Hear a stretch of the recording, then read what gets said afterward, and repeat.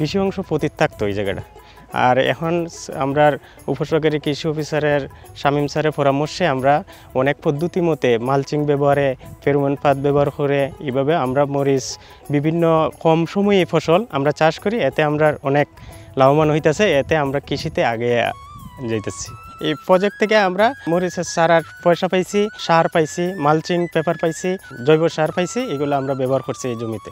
আগে যে চাষ করতাম এর তুলনায় মরিচ চাষ অনেক লাভবানযোগ্য বিষয়, কারণ মরিচ প্রচুর পরিমাণ ফসল হইতেছে, ফলন হইতেছে, এতে বাজার দরও ভালো।